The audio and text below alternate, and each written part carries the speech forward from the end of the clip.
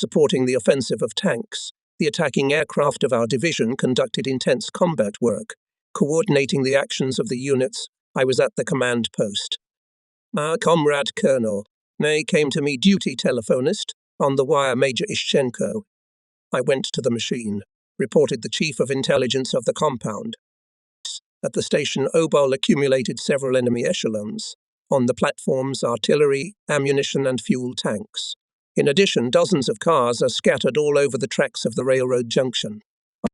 Probably, the enemy is pulling up artillery to launch a counterattack on the right flank of our troops, I thought. It is necessary to take urgent measures.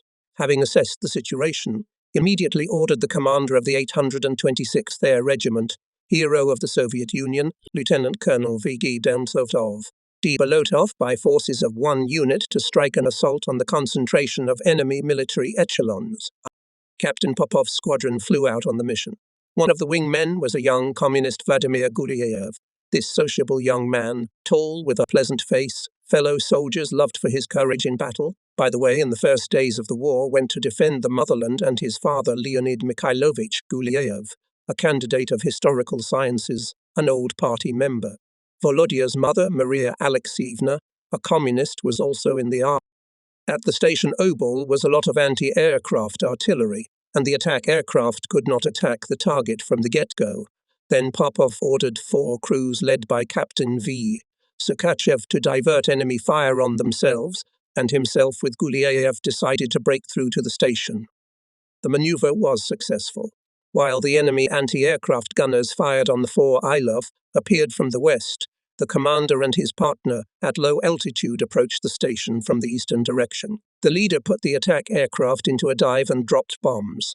A huge flame went up below. The explosion was so strong that Popov's machine was thrown aside. Losing control, it crashed into a railroad train. Gulyayev, flying a little higher than the leader, also dropped a bomb load. Clouds of black smoke enveloped the station. Fuel tanks were burning, shells were bursting.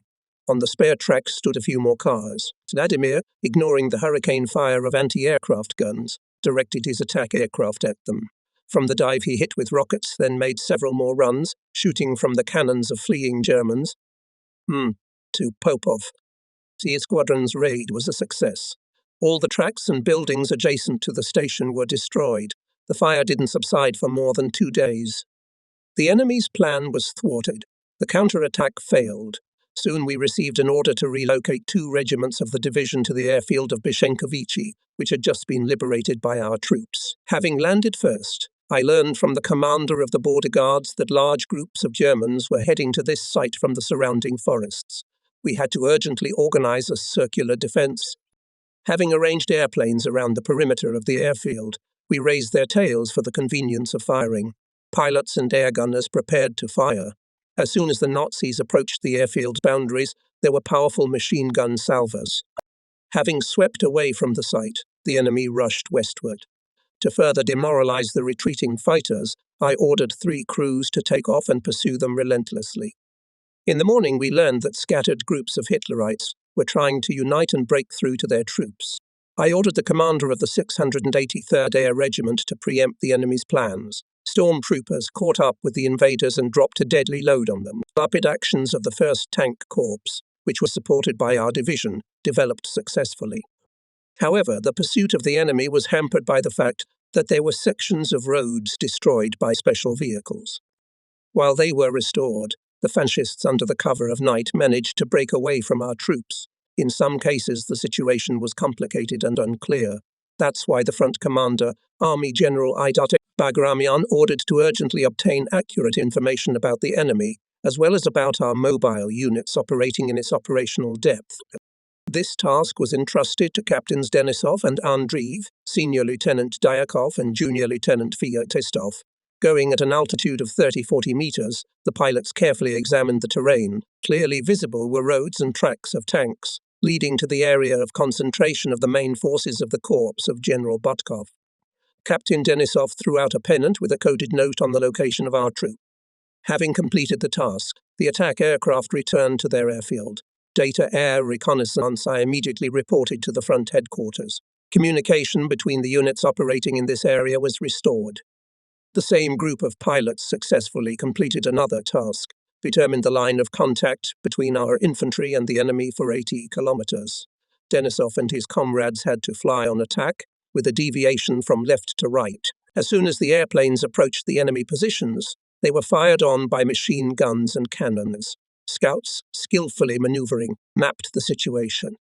In the conditions of wooded and swampy terrain, aviators often had to search for the enemy and keep him under constant observation. Only experienced crews could do it. Communists I, Fedorishev, Vaskaliv, Suspicious, headed by Captain G. Denisov went on reconnaissance most often. One day, by barely distinguishable signs, they found the Hitlerites lurking. To determine their numbers and firepower, the stormtroopers, at the risk of their lives, for 2 hours combed the suspicious area of the forest meter by meter. Unable to withstand, the Nazis returned fire and thus demasked themselves. In one of the approaches, the leading plane was damaged and began to lose speed. Now it was necessary to deliver valuable intelligence to the headquarters as soon as possible. Choosing the shortest route, the attack aircraft took the curve to their airfield. While at the command post, I heard on the radio voice Denisov, "I'm the last to land." The squadron commander made the right decision. O did not want his machine, hit in battle, prevented the landing of other ill. The impression was that the plane was about to fall apart, not reaching the T. Swaying from wing to wing, it was approaching the ground. At a height of 2 or 3 meters, the machine hovered and collapsed. Soldiers of the emergency team pulled Denisov out from under the wreckage. The pilot, fortunately, was not seriously injured. The next day he was back in the line. The front commander highly appreciated the merits of aerial scouts, awarding them the Order of the Red Banner. When our ground units went on the offensive, the 6th Guards Regiment was ordered to destroy enemy aircraft at the Polotsk airfield and disable the runway. 12 crews led by I. F. Pavlov went on the assault. Ivan Fomich Pavlov began to fight as a sergeant. Now he is a major. On his account, 250 combat sorties. The famous master of assault strikes was twice awarded the high title of Hero of the Soviet Union. He put many young pilots into service, taught the art of combat, including Senior Lieutenants Sergei Afanasyev and Ivan Shabelnikov, assigned to his group of Wingmen 6. The enemy airfield was guarded by anti-aircraft artillery and other means of air defense. But the pilots on Crocs and large-scale maps have studied the approaches to it, were well versed in anti-aircraft maneuver. They went to the target at extremely low altitude, going to the reference point, made a slide all of a sudden and gained altitude of 100 meters. Before the attack aircraft opened green field of the airfield, 2 Fokker 190 were ready to take off. It was necessary to destroy them first. The first to open fire, Captain D. Tarasov, one airplane he hit with rockets, the other cannon and machine gun salvos. Then all 12 attack aircraft dropped bombs on parking lots and airfield buildings. During the second approach of the Ilov, one enemy fighter managed to take off. He tried to attack the attackers, but the air gunners' friendly fire shot him down. Leading the group captain I, F.F. Pavlov opened fire on another taking off Fokker. The machine turned sharply to the right, caught its wing on the ground, turned over several times and burst into flames. Pilot Shevchenko dropped bombs on the ammunition depot. The blast waved through his plane upwards, and Shevchenko lost consciousness for a while. At the very ground, he came to his senses and took the sludge out of dive. Hitlerites opened heavy fire on IL. The sky was filled with black and white caps of anti-aircraft shells bursts. However, it was already too late. The attack planes completed the task, destroyed 10 fighters, blew up ammunition and fuel depots. Almost all the planes of Pavlov's group had holes. Especially suffered Sludge Karasik. But the pilot still found courage to continue the flight on the damaged airplane and reached the airfield of Yula. For skillful actions, the front command announced to the participants of this flight a commendation. True, beforehand, the head of the political department of our army, General M. Moskilev, asked me, "They say that you have a good job with the photo control of combat operations." "Not badly. You see, Sergei Sergeyevich," continued the general, "the Allies do not believe in the power of attack aircraft and their crushing blows. They ask to confirm it with photos.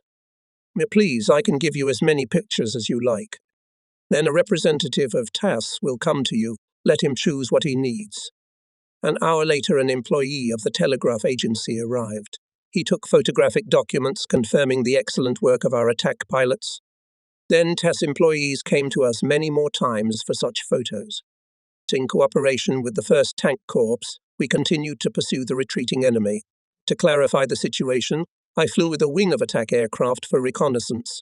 In the area of the town of Lapel on an interlake hill, I found Hitlerite fortifications. On a small area was concentrated 6 artillery batteries, which were shelling the only road linking the left flank of our troops, with tanks advancing on Lapel. It was impossible to bypass the enemy's defense. There was only one thing left: to destroy the anti-tank junction. For this purpose, I ordered to raise 2 regiments of attack aircraft in the air. Only a massive strike could paralyze the enemy. Squadrons led P. Arafiev Makarov A. Mironov V. Aki Sologub Vevsatchikov V. A. Aishkov B. A. Reichkov B. Povalchik, and having crossed the front line, the planes turned around and in the right bearing took a course to the target, and here justified itself developed in the division tactical maneuver to attack suddenly in groups with the simultaneous use of all types of weapons attack aircraft. Squadron after squadron, at a set distance, approached the fortified area of the Nazis. Captain G. Denisov was in the lead. Here he is already over the landmark indicated by me, lies down exactly on a course of 240 degrees. In 2 minutes of flight, the squadron dropped bombs. Several enemy guns exploded into the air. I'm commanding on the radio. Work in the area of the fire. Following Denisov, the other groups attacked the target. The final blow was made by me with my scouting team. Many pilots, including young ones, distinguished themselves. Junior Lieutenant Ivan Prikazhikov showed resourcefulness.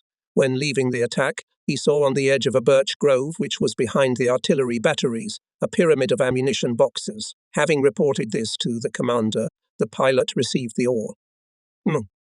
Prikazhikov dropped 2 bombs on the target, then hit it with rockets. Where there was a warehouse with ammunition, flames and a black mushroom-shaped cap went up. As a result of the raid attack aircraft, defensive node of the enemy was left without guns and shells. This greatly facilitated the advance of our ground troops. Telling about it, I wanted to emphasize that the attackers, acting independently, had a full opportunity to creatively solve the task, to show initiative. But even the most flexible tactics will not bring victory if you do not teach people to apply it correctly, not to instill in them the ability to quickly navigate in an unexpectedly changed situation. Division Command systematically organized classes on tactics and air combat. The pilots studied directly at the airplanes or in the green classroom, in a forest clearing. On an ordinary blackboard, they drew diagrams, made various calculations. Everyone took the lessons seriously. They kept small notes, actively participated in interviews. So the atmosphere of creativity in the study of combat capabilities of the attack aircraft was constantly supported by political workers. On this topic, in the units held party meetings, conversations, and political informations. Aviators were read the orders of the Supreme Command and operational reports of the Soviet Inform Bureau. At the command post was posted a map on which notes were made about the advance of our troops. Komsomol activists worked well, especially remembered to me Junior Lieutenant Nikolai Osipov. Short stature, with mischievously sticking out from under the helmet curly bangs, this 19-year-old young man was sociable, cheerful conversationalist. The youth of one of the squadrons of Bolotov's regiment elected him Komsorg, and they were not mistaken. Nikolai was an example for his peers in everything. I met him in the spring of 1944, when he was just getting acquainted with the regiment, studying new equipment, combat experience of veteran pilots. Osipov received his baptism of fire on the first day of the Vitebsk-Polotsk operation, having flown 3 sorties. On June 24, Nikolai suppressed an enemy anti-aircraft gun firing at a group of attack aircraft and received the first frontline commendation from the squadron commander. On the second day, he destroyed a Nazi tank and set fire to a Focke-Wulf that tried to attack the aircraft of the leading group. About successes of Junior Lieutenant Osipov became known to aviators of the whole division. Such eagles will not let you down in battle, will not leave you in trouble, was said about Nikolai. Soon I presented the young pilot with the Order of the Red Banner. Osipov assured that he would fight the enemy even more ruthlessly. He kept his word. The same day he took part in the defeat of an enemy convoy with fuel and ammunition. When Nikolai was awarded the Second Order of the Red Banner for his combat deeds, the Komsomol members of the squadron unanimously elected him their Komsomol leader. On July 10, Lieutenant F. Sadchikov again led the squadron on a mission. In its composition was and Komsomol leader Nikolai Osipov. The pilots stormed the enemy columns, retreating to the Baltics on the only road from Beshenkovichi to Lepel. The blow was precise and powerful. Our troops had to clear the road from the wreckage of enemy equipment, attacking Hitlerites. Osipov was so carried away that he dropped to extremely low altitude and chopped the heads of the invaders with the propeller of his airplane. When we returned to the airfield, the commander said to Nikolai, "To set an example for young people, a laudable thing, but unnecessary risk should not." Once, storming the enemy's artillery positions, a group of Ilov, led by Senior Lieutenant V. Sologub, used a new tactical technique. It consisted in the fact that the pilots attacked the target in pairs and not from the circle one by one, as it was done before. Who initiated such an attack? I asked Sologub. Nerkamsor Osipov. He rushed into the attack at the same time as me. First he dropped bombs on the target, then, coming out of the dive, hit the enemy's firing points with machine guns and cannons. It made me very happy. Since that day, when I conducted military tests of the IL-2 aircraft, did not stop thinking about the need for simultaneous impact on the target by all types of weapons attack aircraft, and now practice has shown that the new tactical technique was very effective. Tested again and again. The results are excellent. This was confirmed by photo control and reviews of General Army commanders. Reporting everything to the commander of the 3rd Air Army, General N.F. Papivin, and Air Chief Marshal A. Novikov. I asked permission to proceed to group attacks of targets. Soon such permission was received. Moreover, our experience spread to other units of the attack aviation. Using a new tactical technique, we, in cooperation with the tankers, completed the defeat of the enemy group near Beshenkovichi, and then relentlessly pursued the enemy retreating in the direction of Boyshakovo, Kamen Dunilovich, Glub. Our air scouts found a large accumulation of German wagons, military equipment, vehicles with infantry on the road leading to Lepel. Sobotin's group was the first to attack. The pilots attacked the head of the column. Immediately several cars caught fire. A traffic jam was formed. The enemy had nowhere to turn, swamps all around. Aritiav's squadron hit the tail of the column. The enemy was trapped on both sides. Then in the area of the assault appeared other units. Bombs were falling on Hitlerites' heads. Rockets were flying. Panic-stricken fascists were overtaken by machine gun and cannon queues. After the defeat of the enemy column, the commander of the front, Army General Iaxis Bagramian, ordered to bring the commanders of squadrons and regiments to the battle site, so that they could see with their own eyes what a huge damage was done to the Germans. Sintas of the troops of the 1st Baltic Front successfully completed the Vitebsk-Polotsk operation. The result of this great combat work was summed up in the order of the Supreme Commander-in-Chief No. 193 of July 10, 1940. Among other units and formations, our 335th Air Assault Division was named Vitebsk. After the completion of the operation to us, in the 3rd Air Army, came Colonel General of Aviation Grigory Alexievich Vorozikin to discuss the question of whether to leave in the armament of the aircraft attack aircraft rockets, or external suspension of ES reduced the flight speed by 20-25 km per hour. However, this was of no practical importance. The attack aircraft always reached the target exactly at the specified time. Well, what if a fighter is chasing me? What difference does it make? I fly at a speed of 300 or 325 kilometers. The fighter will catch up with me. I arrived late to the meeting because I was not informed about it in time. G.A. Vorozikin had already summarized the results. So the general opinion is as follows: to remove the jet shells from the attack aircraft. Any other suggestions? Asked the general. I have an opposite opinion. Allow me to justify it. I objected. Report. There is no need to prove that rockets are powerful weapons, that it affects the enemy not only with great destructive power, but also morally. Then I proceeded to more detailed justifications. They boil down to the fact that if you remove from the armament of stormtroopers ERISA, the effectiveness of attacks will be significantly worsened. Gave calculated data. In one flight, regiment raises and drops on the target 240 rockets. And since we make an average of 3 combat sorties, this figure increases threefold. This is a blow of enormous force. Is it worth it to reduce the firepower of attack aircraft so drastically? Colonel General of Aviation G.A. Vorosaykin wrote. A. Vorosaykin wrote down the calculations and said that the final decision will be made in Moscow. The matter ended with the fact that the front began to arrive at the attack aircraft without suspension beams for Ares. However, they were soon ordered to install them again. Before the battles in the Baltics, it was very important. In July 1944, the troops of the First Baltic Front, commanded by Army General EMEX Bagramian, came to the approaches to Daugavpils and Panevėžys. This whole area was strongly defended by the enemy. The settlements of Berezhenko, Myadzia, Kobaliki, Smenpiani, Utina, Onyxty and Kupishkino were especially strong defences. Here the Germans erected strong anti-tank bulwarks, densely mined all roads, dug self-propelled guns, and tanks into the ground on the sides of forest clearings. The approaches to the cities Daugavpils and Panevėžys were under fire. The air defence was also powerful.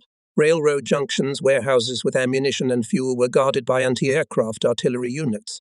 On the surrounding airfields were pooled the best units of German fighter aviation. The command of our troops took all measures to ensure that with the least losses in manpower and equipment to break the enemy defences and go to the sea. The main forces of artillery, including guards, mortars, concentrated fighter, bomber and attack aviation, pulled up parts of the 19th Tank Corps. Supreme High Command attached exceptional importance to the forthcoming operation. Stavka was daily interested in the progress of its preparation, and just before the offensive the Chief of the General Staff of the Red Army Marshal of the Soviet Union, Chem. Vasilevsky, came to us. I was returning from another reconnaissance flight. Having parked the car and turned off the engine, I saw Captain Zhivago, an officer of the division headquarters, running towards my plane. Jumped on the wing of the attack aircraft and reported. Air Army Commander General Papfin ordered by the end of the day all the composition of the compound to relocate to the forest airfield. In frontline conditions, relocation is quite common and not uncommon.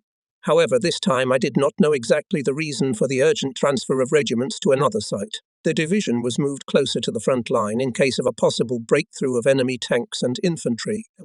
The task was responsible, so I decided to go to the reconnaissance of the new airfield, which was located 20 kilometers west of the town of Beshenkovichi. In case of a meeting with the enemy, I took Major Labzukov, an experienced and brave air fighter. We found the forest ground relatively quickly. We had a rather vague idea about it. We knew that once there flew there light airplanes that served the partisan detachment. For safety reasons, I ordered my partner to patrol over the forest and myself went to land. I landed safely, but after a short run the wheels of the attack aircraft immediately bogged down in the loose soil. Without turning off the engine, got out of the cockpit, walked down the runway, if you can call it a small piece of land among the pine trees, then taxied back and forth. There was a deep trail behind the car. I see the radio gunner shaking his head. Well, what an airfield? It's nothing. I told him. We can work. Let's cut branches and mark the runway with them. Having managed this simple task, we got into the airplane and took off. Immediately Labzukov joined us, and we set a course to our base.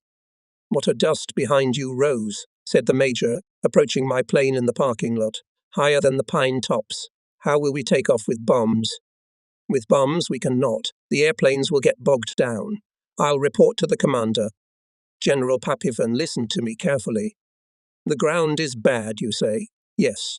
The situation is getting more complicated. Nevertheless, the division must be relocated. It's necessary, Comrade Alexandrov. The attack aircraft must be ready to fight against a possible breakthrough of German tanks and infantry. But the Ilias with full bomb load won't be able to take off from this site. What to do, Comrade General? Papivin made a short pause, then ordered, don't suspend the bombs. Take with you Ares and a full machine gun set. That's what we did. Regiments relocated to the forest airfield, dispersed their planes on the edge of the forest, well camouflaged them, organized combat duty. At dawn, the front commander, Army General I. Bagramian, came to us. 7 fighters escorting a military transport airplane appeared next. The 2-engine airship landed. Marshal of the Soviet Union, M. Vasilevsky, came out of it. I reported to him that the 335th Vitebsk Air Assault Division was based here. Having accepted the report, the Marshal asked whether the unit was fully staffed with flight personnel and aircraft. whether the aviators knew their tasks for the coming period. A little later, we learned that the representative of the Stavka summarized the results of the Vitebsk-Polotsk operation, personally familiarized himself with the situation on the First Baltic Front, and gave the necessary instructions on the further deployment of the offensive in the Baltics. Soon after the departure of Marshal Vasilevsky and Army General I.X. Bagramyan, we flew to a new airfield closer to the front and began to ensure the offensive of the 19th Tank Corps in the Libavian direction. One by one, the attack planes went up into the sky and, having gathered in a group, went to the west. Among others, the crews of Komsomol members Andreev and Rudnev went on a mission. Letters on the fuselages of their airplanes in large letters are written for Zina Tusnolobova, for the young underground heroes of the city of Krivoy Rog. I look at these inscriptions and remember the Komsomol meeting in the 683rd Air Assault Regiment, where I was present at the discussion of two unusual letters. One of them came from a former medical sergeant, Zinaida Tusnolobova, the other from students and teachers of a school in Krivoy Rog. "My dear friends," Zina wrote, "let this letter reach the heart of each of you. It is written by a person whom the Germans deprived of everything: happiness, health, youth. I am 23 years old. For 15 months I have been confined to a hospital bed. I have neither arms nor legs. The Germans did it." The girl further reported that, as a nurse, she carried 123 wounded soldiers with their personal weapons from the battlefield. During one of the enemy attacks, Zina was wounded in the legs. She pretended to be dead. Seeing the lifeless body of the Russian girl, the fascists began trampling her, beating her with rifle butts. And here I ask you, my relatives, when you go into the attack, remember me and do not spare the damned fascists. Exterminate them like rabid dogs. Avenge them for me, for hundreds of thousands of Russian innocent girls languishing in German slavery. I have a brother, but he can no longer avenge me. He, too, was left without hands. In the letter of Krivoy Rog citizens, it was told how Hitlerites brutally massacred young patriots who helped adults to fight for liberation of native city. Assistant Chief of the Political Department of the Division to work among the Komsomol P, Efimov, and Komsomol leader of the Regiment B. Kotliareski in their speeches urged young people to respond warmly to the letters full of bitterness and heartache, to smash the invaders even more mercilessly, to avenge them for the tears and blood of the Soviet people, for the destroyed towns and villages. Then a member of the Komsomol Bureau of the unit, pilot Pyotr Andreev, took the floor. "I think," he said, "that there is not a single person among us who would not be excited by the letter of Zina Tusnolobova. I want to scream with anger. I urge everyone, no mercy for the invaders, for Zina Tusilage of my airplane, for Zina Tusnolobova, and to the last drop of blood I will take revenge on the enemies for the heroic girl." Then spoke pilot Arkady Rudnev. Young underground fighters of Krivoy Rog died in the terrible Gestapo walls. They fought for the freedom of our motherland, fought with all means available to them. Young men and girls helped us, the frontline soldiers. Their selflessness evokes a sense of pride for our Soviet people, obliges each of us to beat the damned fascists with mortal combat. I ask the command to allow me to make an inscription on the fuselage of my airplane for the young underground heroes of the city of Krivoy Rog. The request of both pilots was granted, and the Komsomol members honorably justified this high trust. Together with other pilots, they crushed fascists in the area of Vitebsk, Polotsk, Koenigsberg, on the Zemland Peninsula. Peter Andreev and Arkady Rudnev received their first awards for the liberation of Polotsk in July 1944. They finished the war as heroes of the Soviet Union. By the way, many aviators of our division distinguished themselves in the battles for Polotsk. On behalf of the Presidium of the Supreme Soviet of the USSR and the High Command, I, together with the head of the Political Department IT, Kalugin, presented orders to pilots V. Gudyaev I, Platonov N. Osipov V. Sukev V. Karpetskov, M. Salomatin. For the fourth time, the motherland honored the brave officer M. Papsuev. Captain Mikhail Mikhailovich Papsuev came to us as navigator of the regiment. Getting acquainted with him, I learned that before the war he began his service in aviation, flying many types of combat aircraft. On July 22, 1941, at 3 o'clock in the afternoon, Papsuev, as part of a squadron of dive bombers, Petlikov II bombed a German airfield near the city of Galati on the Danube. Hitlerites did not expect a raid of our aviation. Their airplanes were standing on the airfield. Preparation for the next flight was going on. P-2, which were led by Mikhail Papsuev, spiked right on the airfield. From the first approach, 2 airplanes, several gasoline refuelers were destroyed. A hangar was destroyed. Then the squadron made 3 more runs, as a result of which 16 bombers were burned. Fuel and lubricants warehouse was blown up. The runway was out of order. Hitlerites did not restore the airfield, being afraid of repeated raids. In his return from the combat mission, Captain Papsuev had a great joy. The commissar of the regiment PI, Aristov, handed him a party ticket. Let's return, however, to the events of July 1944. As an experienced aviation commander, Captain Papsuev was sent to the 19th Tank Corps. The officer's task was to guide the attack aircrafts to the targets, to inform the pilots by radio about the actual air and ground situation. He was assigned an armored personnel carrier with a radio station and an anti-aircraft installation of large-caliber machine guns. On one of the cloudy days, when the sky was densely covered with low clouds, the tank units began to move to the front line. At dawn the next day, rumbled volleys of guns began a powerful artillery preparation. Under the cover of fire, sappers came to the river, and anti-tank guns were pulled up, which hit the opposite bank with direct fire. On the bridge built by sappers, the tank corps rushed to the west.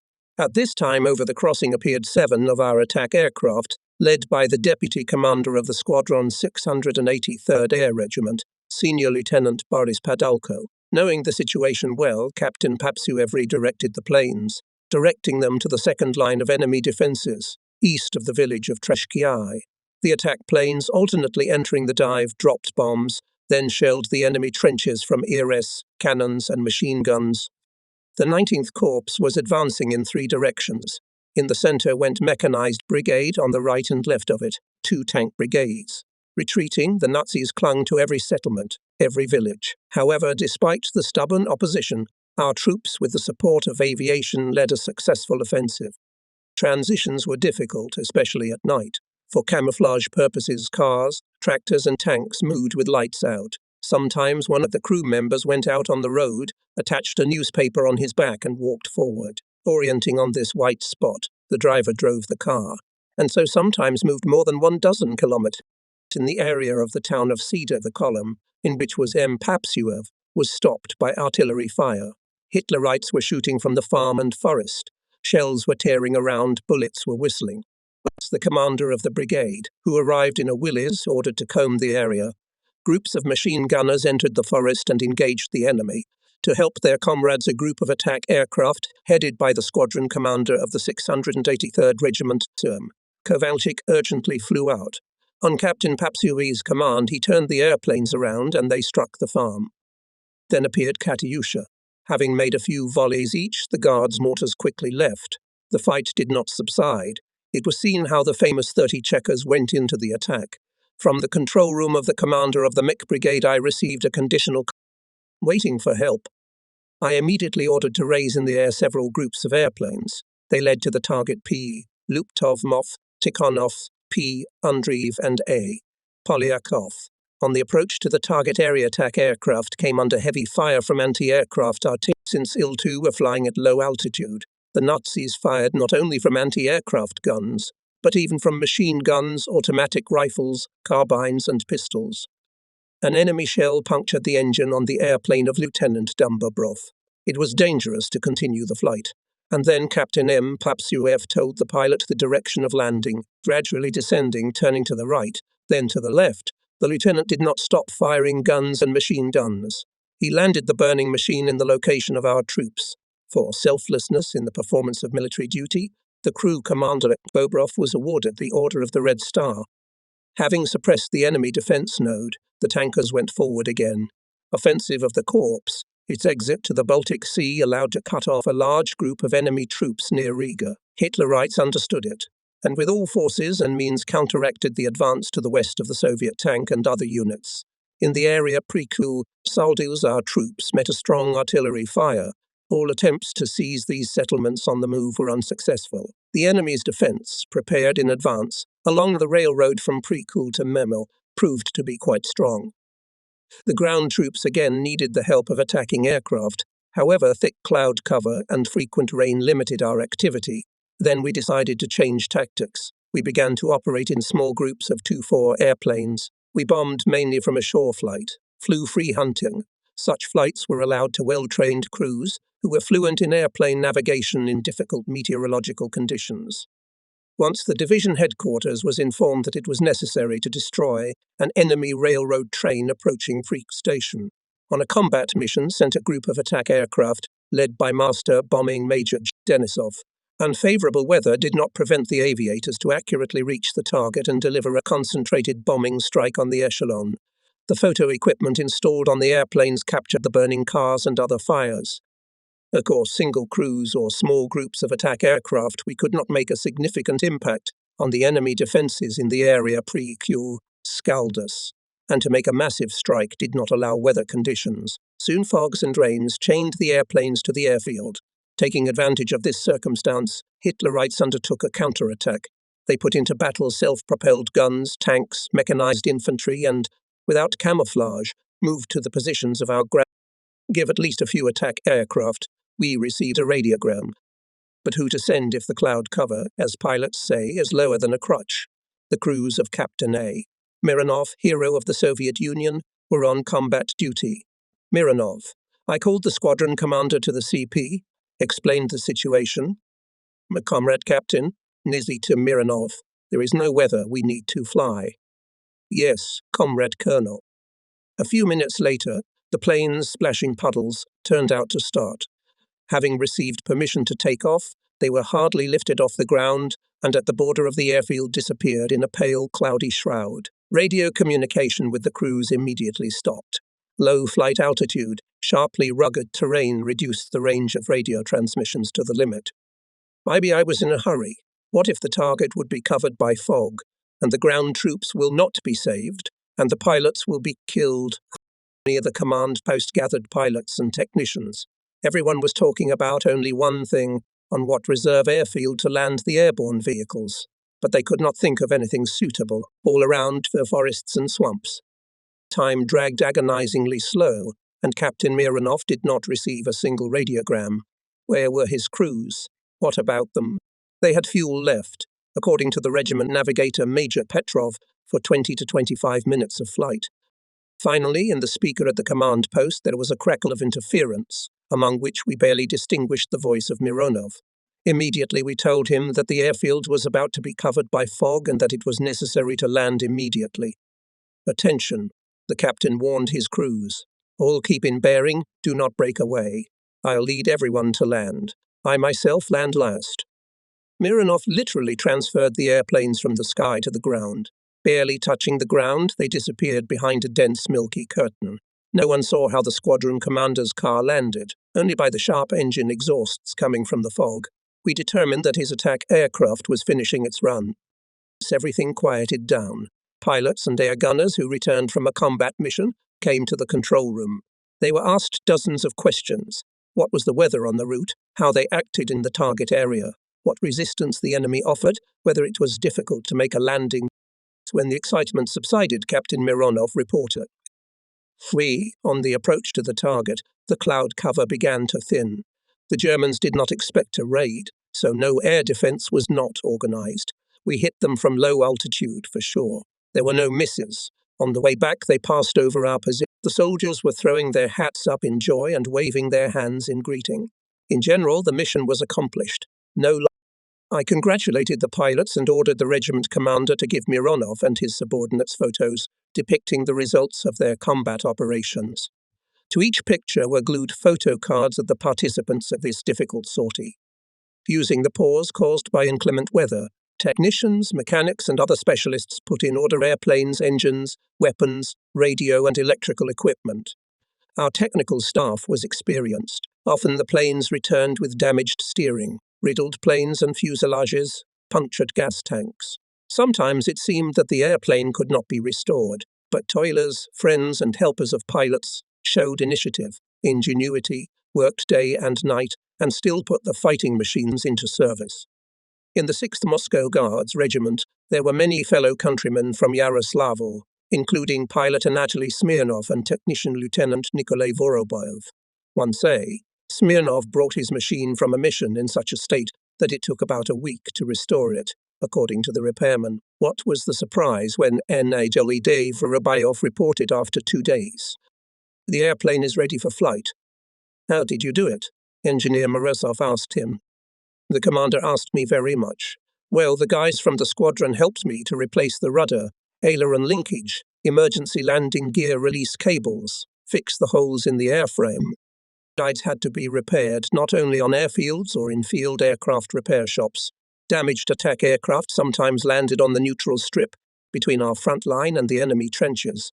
Even in this case, the technicians found a way out. Hero of the Soviet Union NI, Chuvin, barely pulling the front line, made a forced landing in close proximity to the German defences.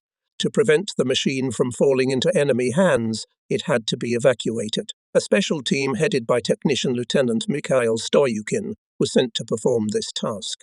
Under the fire of German mortars, machine gunners, the team members managed to dismantle the Il-2 and took it to their airfield by track. For skillful actions and personal bravery, Yaroslavl resident Mikhail Stoyukin was awarded the Order of the Red Star. There was a case when Nikolai Ivanovich Chuvin brought his attack aircraft from the battle, literally riddled with enemy shell splinters. Technicians counted 300 holes, even could not believe that the captain managed to escape from the downpour of lead on such a ship, but it was a fact, and the technical staff restored the airplane. No, thank you, friends. The pilot thanked the specialists. Once Il-2, which was maintained by Technician Lieutenant Markovsky, mechanic Senior Sergeant Alisev and motorist Private Twetinov was badly damaged by anti-aircraft artillery. However, the pilot still made it to his airfield and landed. Inspection showed that the airplane was unfit. It required complicated engine and airframe repairs. At the end of the day came the regiment to relocate to another airfield as the enemy broke through the line of our defences. Markovsky begged the unit commander to allow him, Alisev and Viritinov to stay. They did not want to abandon the attack aircraft, which, in their opinion, could be restored. Okay, agreed the commander, having consulted with engineers V. Titov and Mr. Morozov. Tomorrow at dawn I will send for you Po-2. Technician, mechanic, and motorist began work. They started with the most difficult thing, replacement of the cylinder head. There was no spare such unit. It had to be removed from another machine that was to be destroyed. It's hard to imagine the whole amount of work. It was necessary to remove armoured plates on 2 planes, almost completely dismantle 2 engines, and then from them to assemble one, to make a complete adjustment of gas distribution and ignition. Until morning the specialist did not sleep a wink, but the machine was repaired. Senior Sergeant Alisev, who served 270 combat sorties and repaired 15 airplanes together with Parmovitz, showed special skill. Having equipped a shelter for themselves and camouflaged the attack aircraft, the friends began to wait for the Po-2. Suddenly a German reconnaissance plane appeared. He made a circle over the airfield, marking it with a ring of white smoke. It means that enemy aviation will come here soon. Will ours be in time? Worried motorist. They will, Malther encouraged him Markovsky. The commander of the regiment promised. At last a Po-2 appeared from behind the forest. He quickly landed and approached the camouflaged attack aircraft. One of the arriving pilots quickly jumped into the cockpit of the sludge. With the help of a technician, started and tested the engine. The engine and instruments worked normally. Markovsky ordered Twetinov to sit on the Po-2, and himself with Alisev somehow squeezed into the cockpit air gunner Il-2. The pilot gave the gas, and the machine took off. Beyond the border of the airfield, attack aircraft overtook flying over the forest corn plain. The regiment command presented the technician, mechanic and motorist to government awards, and Alisev, in addition, was awarded the military rank of petty officer. The example of exceptional diligence, thrift and high culture in work was set by Vladislav Evgenievich Titov, senior engineer of the division, to his subordinates. He never left the unit if not all airplanes were prepared for the next combat flight. The lieutenant colonel not only controlled the engineering staff, but also often put on overalls and helped aircraft specialists to eliminate the most difficult defects directly on the aircraft or engine. It is no secret that sometimes we lacked spare parts, and here V. Titov never missed a chance to remove everything suitable from the decommissioned machine, parts units, surviving assemblies. As for the attack aircraft that returned from combat missions badly damaged, the engineer took all measures to ensure that the regimental specialists and Parmov's men would certainly restore them. "It's all right, my friends," he used to say to the repairman. "We'll fix them up. Where can we get new airplanes? It is necessary to protect the people's good." Squadron Commander F.I. Sadchikov informed Titov that in a clearing in the woods not far from the highway lies Fuselage L2. "I saw the engineer's eyes light up," he said to his deputy for repair M. Morozov. "Let's fly. Let's see. Maybe it is serviceable. Maybe it landed without fuel." By the way, Itai Titov flew independently. Even before the war, he graduated from the Aero Club at the State Research Institute. After inspection, the airplane was pulled out of the bombardment zone, restored, and then flew on it, beating the knots. The armament service of the division was headed by Major I.A. Baranuk. He was able to so train his subordinates that the weapons they prepared always worked perfectly. Major, despite his 40-plus years, also often flew in the cockpit of an aerial gunner. More often than not, he performed machine gun firing in the air, debugging weapons. As if a non-staff duty Baranuk was the organization of the defense of our airfields. It is to him belongs the initiative to create special small rocket launchers, with the help of which he prevented an enemy attack on the airfields of Beshenkovici and Povatici. The command appreciated the merits of the officer, awarding him the Second Order of the Red Banner. Excellent coped with his duties engineer for special equipment Lapshin. Instruments always, especially during flights in clouds, fog and at night, were reliable assistants of pilots. Engineering staff has always been admired for their painstaking daily work, but the pilots were especially proud of those specialists who, in case of lack of air gunners, sat in the rear cockpit to the machine gun and flew into battle. So not once and not twice went up in the air Yagodian, Vasyakin, Chaplin, Chesnokov, Abramov, Valdeyev, political workers Smirnov, Trufanov, Efremov, and when squadrons had to land at a new airfield after the battle, all leading technicians flew as part of the crews to prepare airplanes for the next combat mission. August 7, 1944, the attack pilots Shabelnikov, Tarasov, Solovyov, Yakubenko, Mushchinkin, and Shaldov were assigned the task, at 14 hours, to strike at enemy manpower and artillery northwest of the town of Burzai. Ilyushainy, accompanied by 6 Yok-3 fighters, and approaching the location of German troops, Il-2 crew commanders increased the interval and distance. Captain Shabelnikov was the first to drop bombs on the target. When leaving the attack, he saw ATU-87s coming at an altitude of 400 meters to our front line. Ivan Shabelnikov radioed to his wingman, "Let's attack the Junkers." Nas was the first to fire a cannon line at the flagship.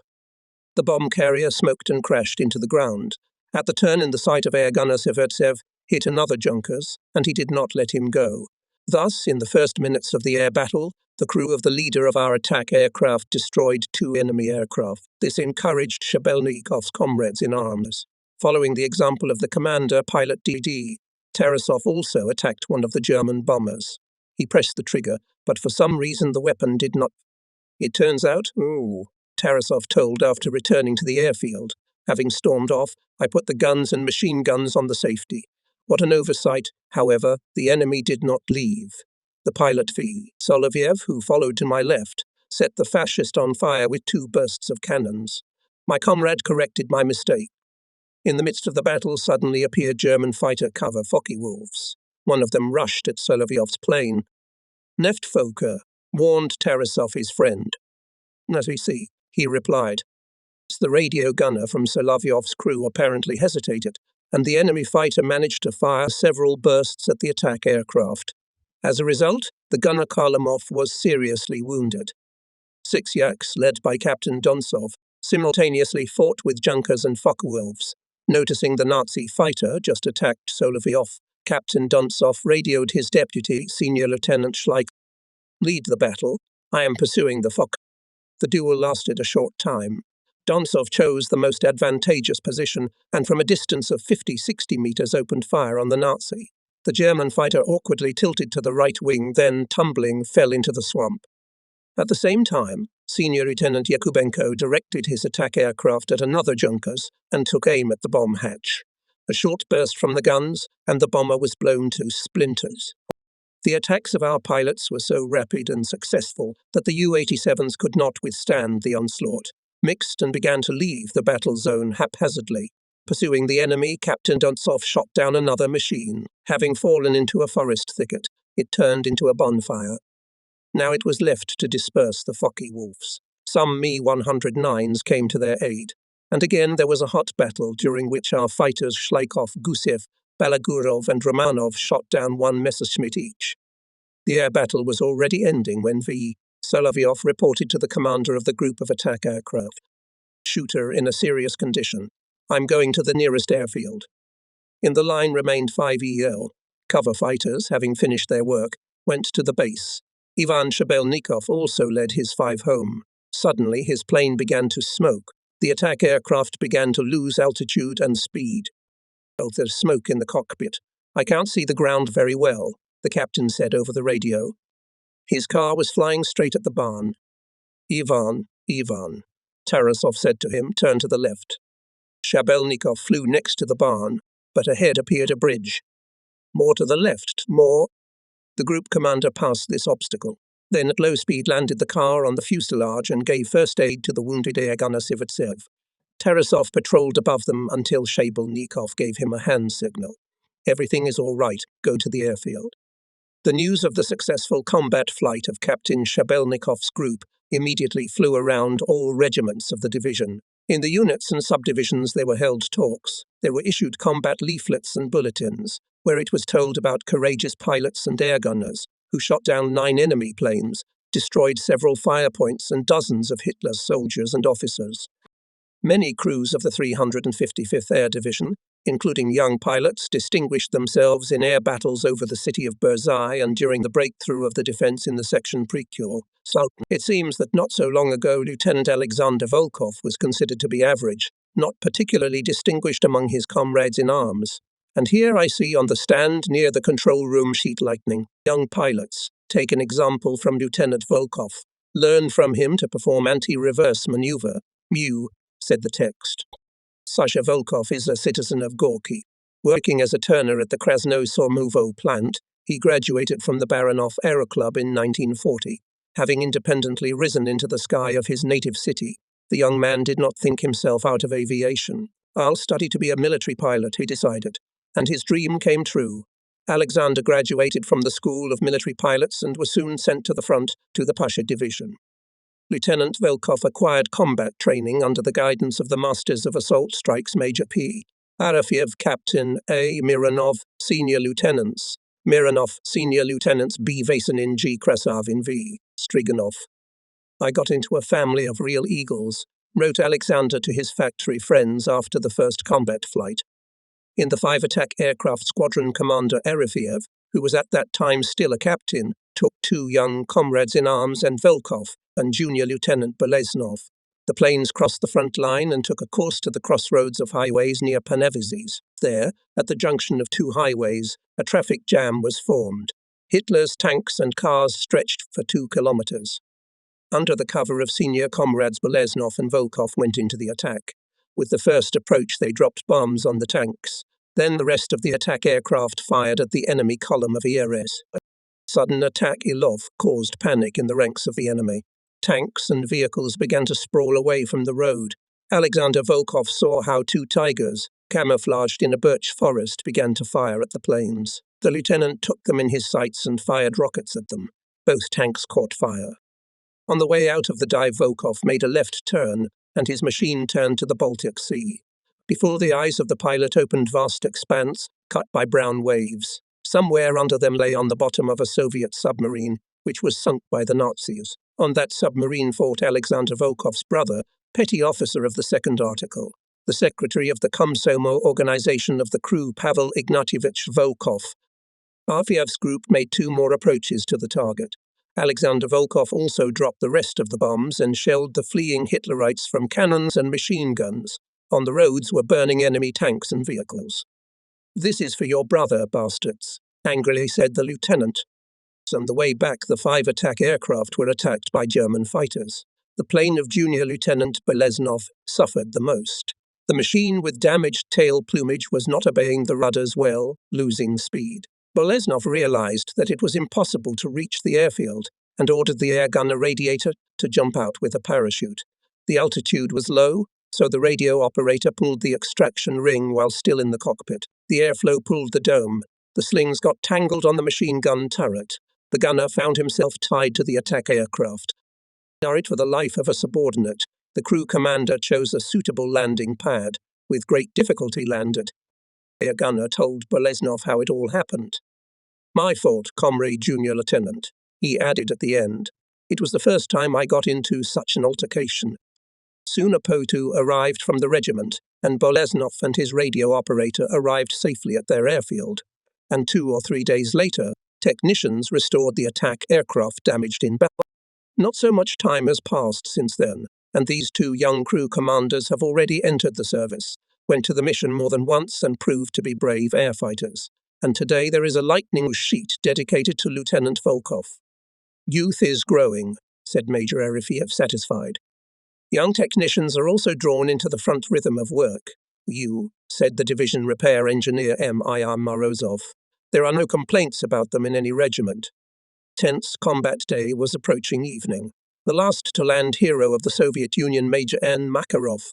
He approached the forest and turned off the powerful engine. At once it became quiet.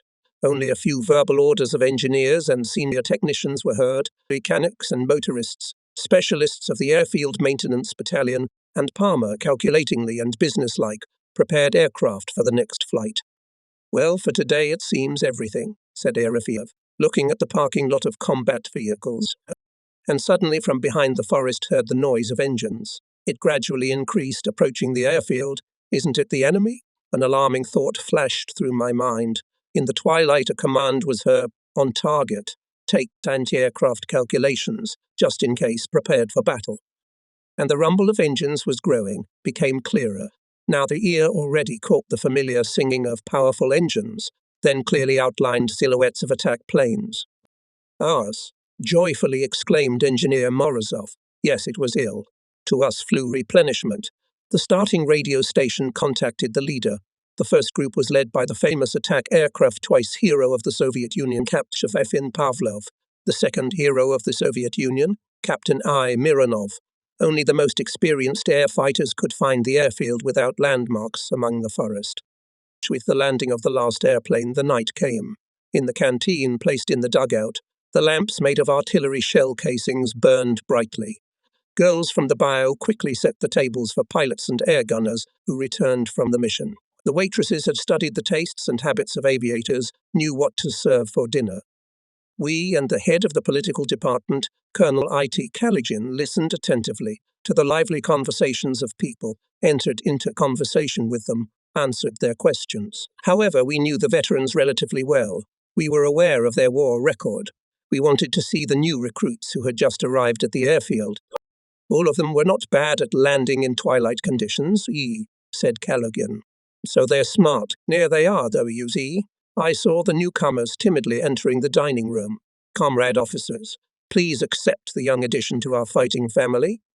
And immediately we heard exclamations. "Andrei, Boris, Sergei, Shura, Volodya, Ivan." Friends and comrades from school and reserve regiments met in the dugout. The tables became even more lively. Memories of the past days of study, short stories about the front days, jokes, laughter. Finally, those who had to go to battle in the morning left the dining room. There remained the young people who arrived. Junior Lieutenants Bondarenko, Goroshansky, Gorbenko, Pisklov, Feoktistov, and others. We ask how they are prepared for battle. The first to answer, Fektistov, a short, thin young man. "Ready, Comrade Colonel." "That's good," I say to him, "but let's not be in a hurry. We need to familiarize each of you with the area of combat operations, with the peculiarities of attack flights. In addition, you need to learn the experience of advanced crews, senior comrades." Gorbenko, a tall, shouldered pilot with a noticeable disappointment, said, "And we were told that as soon as we arrive in the unit, immediately fly to the mission." "There is no need for that now," Colonel I.T. Kaligin answered him. "But there were cases when it was necessary, as they say, to send young pilots into battle. Those difficult days have passed, my friends." For several days, the replenishments familiarized with the situation, got used to the team. And now came the time of baptism of fire. Newly arrived 15 crews. Cavalier of 3 Orders of the Red Banner, Captain M. Papsuev, brought to the start of the battle flag of the unit. In front of the young people, with a good farewell, spoke Commander, renowned veterans. In this solemn atmosphere, the newcomers gave their word to fight the enemy courageously and skillfully, to protect the commanders in battle, to protect each other from the sudden attack of the Nazis. The first 2-6 led to the task known Sniper Squadron Commander G. Denisov. The second 2 flew under the command of Captains V.V. Reitkov and Senior Lieutenant S.E. Kovalchik.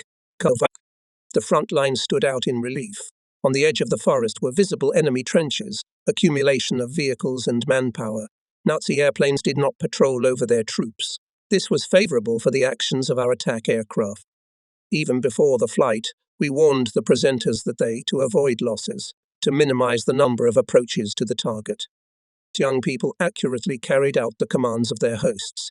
Here, Communist pilots Junior Lieutenants Karlev and Fektistov noticed that the anti-aircraft artillery was firing from the shelter. Having reported about it to their commander and having heard the attack, they went into dive and with an accurate blow silenced the enemy guns, thus providing freedom of action to their comrades. In this flight, Lieutenant IAJA Gorbenko blew up an ammunition depot. Other young attack aircraft also distinguished themselves. All 15 crews were honored with the gratitude of the command. The next morning, young people again took to the sky. Barely illy crossed the front line, as got into a zone of heavy anti-aircraft fire. Skillfully maneuvering, Captain S. Kovalchik took his subordinates out from under fire and aimed at a cluster of enemy vehicles. There were about 100 of them. Planning at an angle of 25 degrees from a height of 800 to 100 meters, the pilots dropped a bomb load on the column. Many cars caught fire. Among the Hitlerites, panic began. Having made another run, the leader turned his group to the northeast. At the nearest railroad station, attack aircraft found 4 military echelons and attacked. In total, the wingmen of S. Kovalchik's wingmen made 12 attacks, destroying more than 20 vehicles and 5 ammunition wagons. The pilots not only accomplished the combat task, but also photographed the area of combat operations, where they additionally discovered a large number of new targets. The 683rd Attack Regiment was immediately dispatched to this area. One of the Ilyushin groups was led by Guards Senior Lieutenant G. Inoseridze. The commander and his wingmen Bleler, Polivodov, and Bobrov made 9 attacks. The group of young leading Lieutenant A. Rudnev, who later became a hero of the Soviet Union, also acted skillfully. The attacking aircrafts inflicted great losses to Hitlerites. In the evening, the command of the ground troops sent the pilots gratitude for the apt blows on the enemy from the air. All of us rejoiced at the success of our youth. Having made 10-15 combat sorties, crew commanders became fluent in the ground and air situation. The most distinguished were awarded the Order of the Red Banner. M.P. Garashansky soon became the leader of the group. Savvy and courageous, he always returned from the mission without loss and enjoyed the respect of all in the regiment. The same short, skinny officer Fektistov, who was ready to fly into battle, for a short time received several awards. Ivan Gorbenko, characterized by his judgment, accuracy in hitting targets, was also awarded many orders. After the war, he graduated with honors from the academy named after N.D. Zhukovsky, and now with the rank of colonel engineer continues to serve in the Air Force. Many years later, after the victory over the enemy, I had a chance to meet Boris Vasynin and Gennady Krasovin. In a friendly conversation, we recalled hard front days. "I will never forget my first combat flight," he said. Vasynin. "I was ordered to keep strictly in line behind the leader and do everything on his command. But here we crossed the front line, under the wing, a cluster of German cars and other equipment. In the excitement, I forgot about the instructions of senior comrades and without any command threw the plane into the attack. I was avenging the enemy for the death of my relatives and people close to me. Having used up all the ammunition, I moved away from the object of the attack and I didn't see a single one of my planes. I broke through the bursts of enemy shells and took a course to the east. He landed at the airfield where Po-2s were based. Having refueled the machine, I flew to my regiment. Of course, they scolded me for my unauthorized actions, but forgave me. I was young, not restrained, and Boris Vasynin also told about one episode. It was west of Königsberg, almost at the end of the war. A group of stormtroopers, which included Vasynin, attacked German ships. Enemy anti-aircraft guns were hitting the islas from both banks of the canal. But now the fire stopped, and on Boris's plane rushed several Focke-Wulfs. Fight with them was useless. Therefore Vassanin steeply planned, and brought the car almost at the water. He managed to break through to his airfield. True, his plane was all in the holes. Natsaev, not a car. Eh? Said the technicians. Gennady Kresovin joined the conversation. We were young and hot. Sometimes we risked ourselves unnecessarily. I was called unlucky in the regiment. 7 times I was shot down, 7 times I left the burning airplane.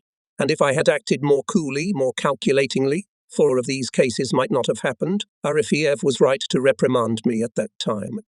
Yes, pilots sometimes made mistakes. But in a tense combat situation, when events develop very quickly and often unexpectedly, not everyone can instantly orient himself. Apparently, sometimes Gennady Kresovin's delayed reaction was also effective. Nevertheless, he made 146 combat sorties, was considered, like Boris Vassanin, one of the best pilots of the division. We received an order to attack a fascist column of tanks near Daubevbios. Armoured vehicles were moving towards our troops. It was necessary to block the way of the steel avalanche, to strike it on the approach to the front line. The squadron of hero of the Soviet Union Fyodor Sadchikov was the first to take off from the Koboniki airfield. Taking off, the airplanes left thick plumes of dust behind them. Having gathered in a group, the attack planes went along the specified road at an altitude of 500 meters. Soon the leader noticed a column of tanks. Attack, ordered the commander, and formidable machines, one after another, rushed at the enemy. Hundreds of anti-tank bombs fell from the airplane hatches. A few cars with ugly swastikas on their sides went up in flames. The squadron repeated the approach, bombarding the column with rocket shells and aimed gun bursts. This time the enemy opened fire on the attack aircraft from all anti-aircraft weapons. Make a third run, ordered the leader of the group. Each pair selects a target individually. Zvigayev and K. Sharavin noticed that in the head of the column accumulated several cars. Tanker trucks and tanks squeezed between them. The pilots aimed at them, and suddenly Gulyayev heard on the radio the anxious voice of a friend. "Goodbye, guys. For the motherland." Vladimir threw a glance at the wingman's car. Enveloped in flames, it was approaching the ground. Without ceasing to shoot, Konstantin directed his attack aircraft in the thick of the fascist equipment. A gigantic fire cloud rose up. Fuel tanks were bursting, cars and tanks were burning. Konstantin Shuravin repeated the immortal feat performed by 4 pilots of our division: Alexander Novikov, Anatoly Blinov, Ivan Orlenko, and Alexander Malov. Long blazed a huge fire lit by the hero. Later, when we fought in the area of Koenigsberg, one of the artists reproduced the feat of Konstantin Shuravin on the wall of the building where our club was located. I do not know whether this panel has survived, but Kostya Shuravin remained in our memory forever. Vladimir Gulyayev experienced the death of his friend the hardest. He avenged him mercilessly on the enemy. I and now, many years after the war, often meet with the former attack pilot. In free time from rehearsal and filming, he comes to me, and we spend a long time looking at old photos, red letters of fellow soldiers, then go for a wander through the streets of the capital. Once Volodya suggested walking along Gorky Street. Slowly walking through the night Moscow, we reached the Alexander Garden. At the Kremlin wall, on the tomb of the unknown soldier, the eternal torch was burning, symbolizing the immortality of the heroes who fell for the freedom and independence of our motherland. "This is the memory of our pilot, Sergei Sergeyevich," said Vladimir quietly, as if afraid to disturb the eternal sleep of those who did not return from the war to their families. "Yes, and about them. Many battle companions died in desperate fights with the cruel enemy. Once Igor Posokov's crew did not return from a mission. His airplane was found only in 1965. For a long time we searched for the place of death of the crews of Lieutenants Lukanin and Tarelkin. A chance helped. The 6th Moscow Guards Air Assault Regiment flew from the field site near the village of Pankovo to the airfield near the village of Sochki. The pilot hero of the Soviet Union, Dmitry Tarasov, and the senior technician of the squadron, Postnikov, found the wreckage of Il-2 not far from the airfield. According to the numbers on the engine and units, they found out that this machine belonged to Lieutenant Tarelkin. To find out what happened to the lieutenant and his partner Lukanin, we went to the locals. They told us that 2 attack planes bombed the road filled with Hitlerites. Many German soldiers were killed here. Said a grey-bearded peasant from the village of Suchki. Your pilots fought heroically, but there were very few of them. First one plane was shot down, then another pilot landed his car in the woods. He was surrounded by German machine gunners. The shooting went on there for a long time. The Nazis wanted to take the pilot alive, but he wouldn't let them. Heavily wounded, they brought him to the village, put him near the barn and shot him in front of all the inhabitants. For 3 days, the monsters did not allow the body to be buried. On the 4th night, the old man and his grandson snuck into the barn. They put the body in a prefabricated coffin and buried it. The grave was covered with sod. We were shown where the ashes of the hero guardsman rested. We established that it was Lieutenant V. Tarokin and reburied him. The guards' banner of the regiment was brought to the grave. The pilots swore to crush the enemy until complete victory over Nazi Germany. The guardsmen kept their oath. They glorified the 335th Assault Division with new combat feats. One for all and all for one became the law of the collective. Here is a vivid example of camaraderie in battle. A group of attack aircraft, having completed a combat mission, returned to their airfield. Noticing that one of the planes had fallen behind the formation and started to turn sideways, the leader ordered Nikolai Milishechkin to help the crew commander to regain orientation and bring him home. Milishechkin increased engine speed and caught up with the errant airplane. He stepped forward and signals, "Follow me." At that time, the enemy anti-aircraft artillery hit the attack aircraft. Striganov and 3 other comrades in arms rushed to the rescue of their comrades. Although the fuel in the tanks of the Ilov was left for a few minutes of flight, they attacked the anti-aircraft battery, silenced it. When the group landed, Captain F. Sajkov found out the reason for the loss of orientation of one of his subordinates. It turned out that on the car, lost pilot shattered the glass compass shell shrapnel. The squadron commander announced gratitude to Nikolai Milishechkin, who helped his comrade in arms to avoid trouble. The pilot VV Striganov, who came to the rescue of the 2 crews, was also rewarded.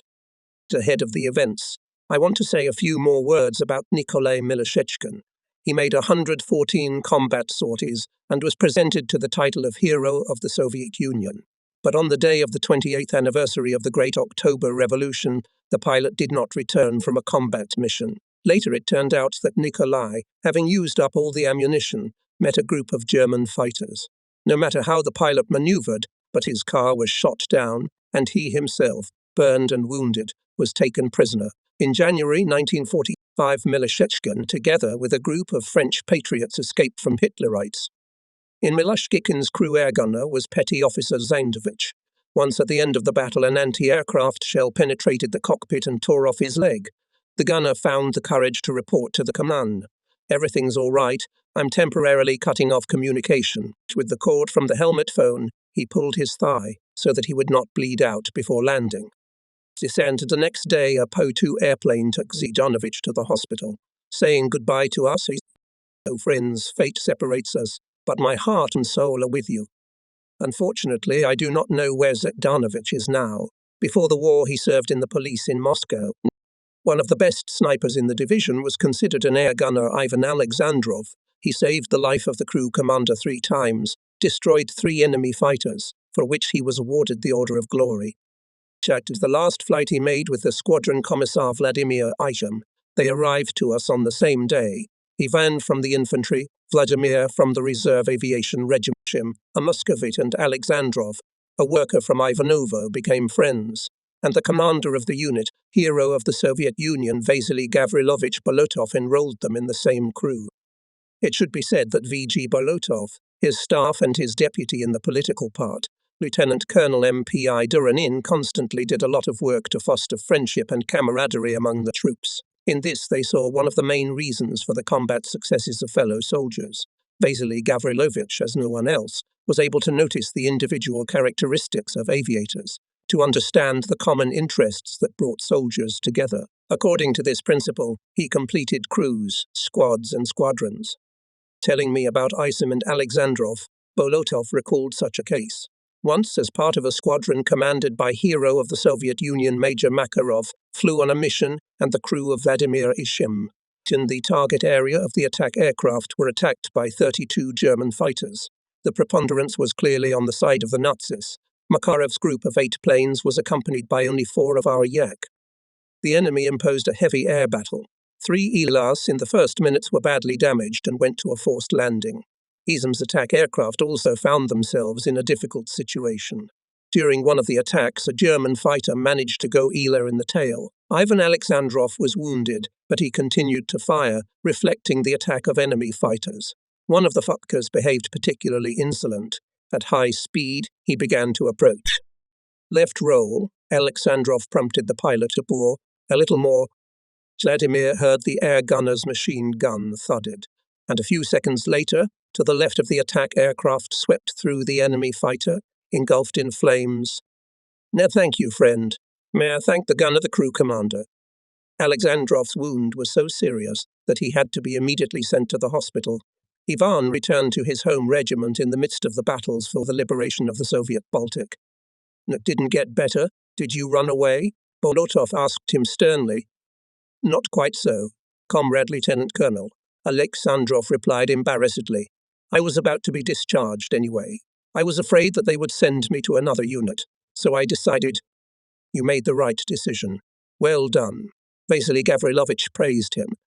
Tim and Alexandrov again began to fly in the same crew.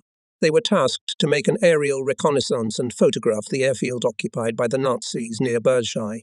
The attack aircraft was crossing the front line from west to east when enemy anti-aircraft guns opened fire on it. A strong impact shook the machine.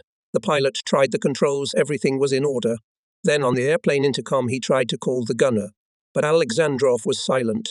Vladimir Izam thought that his comrade is wounded. Just before the airfield in the cockpit began to penetrate the acrid smoke, it accumulated more and more. There was nothing to breathe, and the ground was barely visible. Vladimir landed the plane almost at random. We saw how Izim's attack plane landing almost crashed into the forest. The pilot jumped out of the plane and tried to open the lantern of the gunner's cockpit. Technicians arrived. They quickly opened the lantern with a crowbar, but Ivan Alexandrov no longer needed help. He was lying in smouldering overalls. His hand was frozen on the handle of the machine gun. The brave Komsomol member was buried with all military honors. For the death of Ivan Alexandrov, the enemy paid cruelly. In the battles for Baltic till the end of 1944, air gunners, together with pilots of the division, destroyed 57 fascist planes. The Panevezhskaya operation was over. The troops of the First Baltic Front defeated the resistance nodes on the approaches to the city, eliminated the SS units, and on July 22 completely captured Panevzis, a major communications hub and an important stronghold of the Nazi defense, covering the main routes from the Baltic to East Prussia. For exemplary fulfillment of the command's tasks, in these battles our division was awarded the Order of the Red Banner by the decree of the Presidium of the Supreme Soviet of the USSR. In anticipation of a major Soviet offensive on Riga, Hitlerites significantly strengthened their grouping. Forests, swampy marshes, high-water rivers in combination with deeply echeloned and well-prepared in terms of engineering borders turned the city of Riga into a powerful defensive area.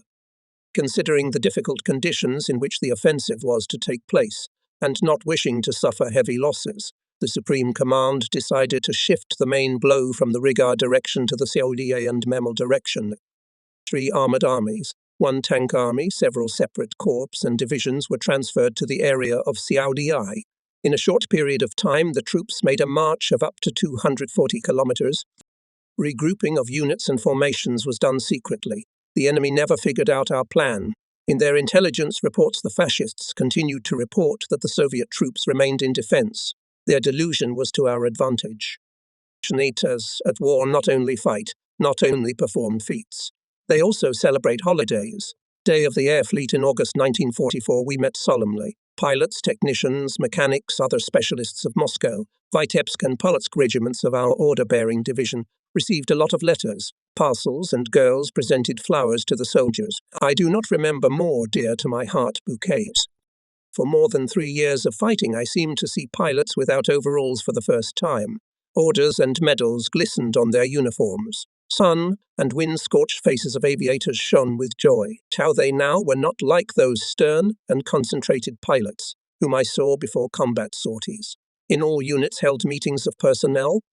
People remembered the past battles, proudly called the names of glorious fellow soldiers. talked about what each of them can and must do for the final defeat of Nazi Germany. Everyone understood. Nothing could save the brigand state from catastrophe, but the remaining part of the road to complete victory was not easy and required the maximum tension of forces. Especially solemn was the meeting in the 6th Moscow Guards Regiment. The commander of the unit, Lieutenant Colonel K.P. Zakliper, read out a letter from fellow countrymen to hero of the Soviet Union Ivan Fomich Pavlov. The workers of Kustene wrote about what a rich harvest they are gathering. The collective farm Red Defense of Kustene district, where Pavlov was born, achieved great success in harvesting. Here mobilized all internal reserves, reported in the letter. To mow bread with sickles and size 84 collective farmers and collective farmers came out. The 70-year-old old man Gavriel Vivanov, daily mows with a scythe 30-40 hundredths of a hectare, grandfather Pavel Sacha, half a hectare a day. Even Fomich Pavlov will not have to blush for his fellow countrymen. These lines smelled of native fields and forests. It was as if we had been home. It became brighter on the soul. I wanted to return home sooner, but the road there led through the war. The Guard sent a reply to Kazakhstan. As always, courageously and fearlessly fights with enemies your fellow countryman hero of the Soviet Union, Guards Captain Ivan Fomich Pavlov. He set a kind of record. He was the first in the unit to make 200 combat sorties on his attack aircraft. The citizens of Kustane sent a gift to the Guards. Airplanes, attack planes, built on their savings. These machines were awarded to the best pilots of the link of Officer Smirnov. Some time later, Pavlov wrote to his fellow countrymen back home. Today we can report that the pilots of the link of Anatoly Smirnov on your airplanes have already made 50 combat sorties. Attack aircrafts destroyed 8 tanks, 32 vehicles, killed up to 300 fascist soldiers and officers, suppressed the fire of 6 artillery and mortar batteries. In air battles shot down 3 Fokker Wolf 190. Out of modesty, Ivan Fomich did not write what heavy battle he himself had recently endured. The group consisted of 7 crews. Going to the target, which was 8 kilometers east of the city of Bauska, attack aircraft at an altitude of 800 meters were attacked by 18 German fighters. The first group of Fokkers came in from the top right, the second from below the rear, and the third from the right at a 4-quarter angle.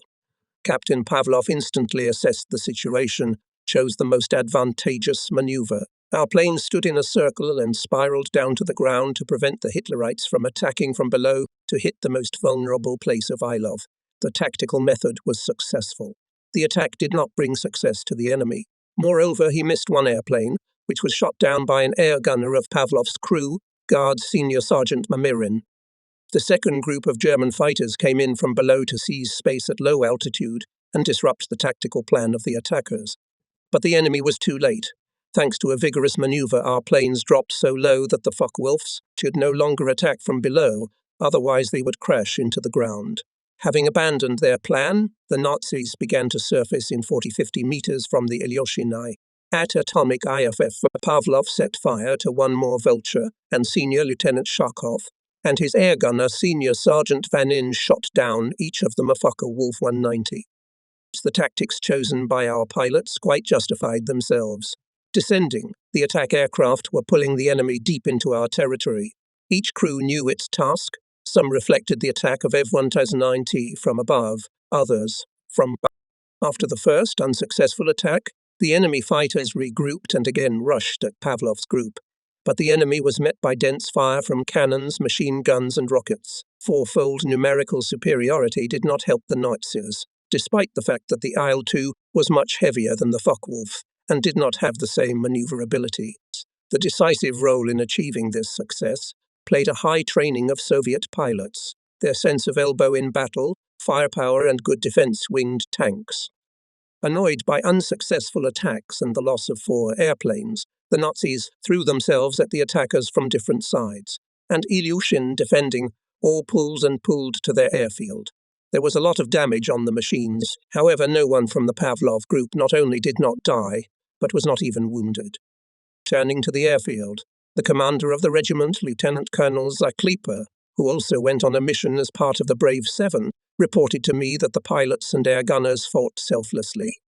I bow before the art of Captain Pavlov to lead the battle, he said in conclusion. The political department of the division organized in the unit's conversations, issue of wall newspapers, combat leaflets, bulletins and leaflets lightning, dedicated to the air battle of the group of twice hero of the Soviet Union I, Chef Pavlov with 32 German fighters. In one of the wall newspapers I read a short note Junior Lieutenant V. Karpetskov. It ended with the words, "To the folly of the brave we sing a song." I knew well this young blonde-haired pilot, a native of the village of Borisovo, Gorky region. Small in stature, handsome and chiseled, Vasily Karpetskov was one of the first among the newcomers of the squadron of Mironov received, and perfectly mastered the combat aircraft. When I checked his knowledge and flying skills, I had the impression that Vasily is not yesterday's graduate of the school, but a mature airfighter. In everyday life, he was as if shy to show his superiority and knowledge and abilities in front of his peers. But in the air, he literally transformed.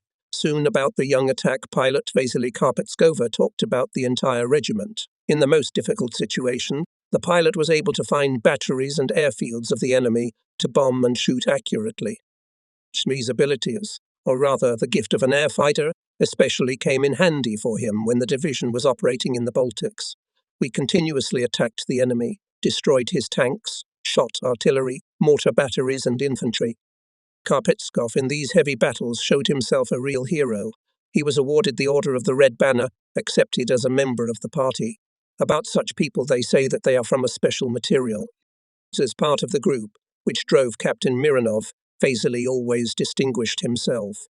In one of the flights he attacked the target 4 times, set fire to 2 tanks, destroyed an anti-aircraft battery of the enemy. But at the moment of leaving the dive, the junior lieutenant's plane was damaged. The commander ordered Karpetskov to go to his airfield accompanied by cover fighters. Already at the beginning of the return route, several Messerschmitt 109s pounced on Karpetskov's plane. The German pilots counted on easy pry. The attack aircraft was damaged and it was not difficult to kill it. However, they miscalculated. Yaks, covering Il-2, courageously defended Karpetskov's crew, and Vasily and his gunner radiator skillfully fought back the enemy. But now the attack aircraft ran out of ammunition, and fascist fighters, having restrained the actions of Yakovlevs, attacked the E-Isle, disabling the radio station and landing organs. The landing gear, torn out by the explosion, dangled helplessly under. And yet, under the cover of comrades, Karpetskov flew to his airfield. Unable to land on the narrow, limited on 3 sides of the forest runway and contact by radio with the command post, the pilot wrote a note, put it in a helmet which tightly tied and, flying over the control center, dropped as improvised pennant was brought to me. On an unevenly torn off a piece of paper written in large letters, Vasily report, "I cannot land on the airfield. The car will collapse, and I'll block the runway and disrupt the combat missions of my comrades. I'm landing on the highway." Before everyone's eyes, the junior lieutenant turned the attack aircraft, which was barely holding in the air, and led it to land. At contact with the ground, the landing gear fell off and the plane landed on the fuselage. On the same day, Vasily Karpetskov on another Il-2 made 2 more combat sorties. In the evening, I presented the brave communist pilot with the Order of Glory. And a few days later, in one of the fierce air battles, junior lieutenant Vasily Karpetskov fell to the death of the brave. In the 20th days of August 1944, our troops, successfully advanced with battles to the seaside southwest of Riga. They were separating a powerful German grouping to save themselves from defeat. Hitlerites concentrated in the area of Siauliai considerable forces, including a large number of tanks, aimed at the flank of our troops. The enemy aviation sharply intensified its actions. In such a difficult situation, the 335th Air Assault Division, together with other units, was to disrupt the enemy offensive near Siauliai. A squadron of attack aircraft took to the air. The first 4 were led by Deputy Squadron Commander V. Sologub, the second N. Platonov. They were accompanied by 8 Lay-5s. Even before they approached to the Hitlerite defense line, the pilots noticed a group of U-87s just ahead and to the right of themselves. They were under cover of fighters FB-190. The Elysian leader decided to attack the bombers on a counter-course. B.V. Sologub informed the fighters of the cover by radio.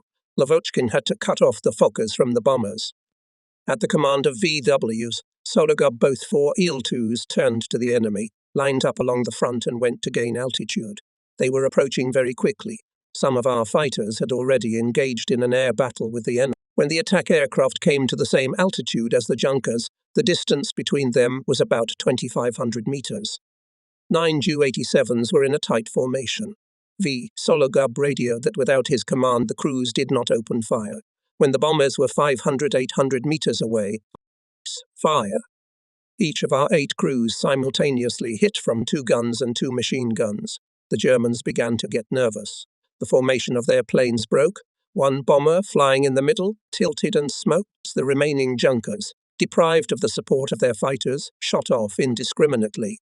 Their shells did not reach the target, and the attack aircraft continued to approach the enemy. Fire, fire, repeated the commander of the Ilov group. 2 more U-87s caught fire. The line of Hitler's planes finally disintegrated. They were dropping bombs aimlessly wherever they could. In the meantime, our cover fighters shot down 3 Fe-190s and set fire to 1 bomber, having lost 7 planes. The enemy turned back. Selese's assault aircraft, having reorganized, took a course to the main target, a cluster of tanks. On the approach to Sauli, Solog saw how armored cars crawled out of hiding on the road. Hitlerites did not expect the raid and quietly turned into a marching column. This is where the Ilyushins came upon them. The group of V. Sologub's group hit the lead car, and N.P. Platonov up trailing one. From the first attack, pilots managed to ignite 3 tanks, and on the next run, Nikolai Silkin destroyed the 4th machine. Assault aircraft attacked the target 3 more times. In total, they shot down 7 Hitler's vehicles. V. Sologub's 8-man crew was returning to their airfield.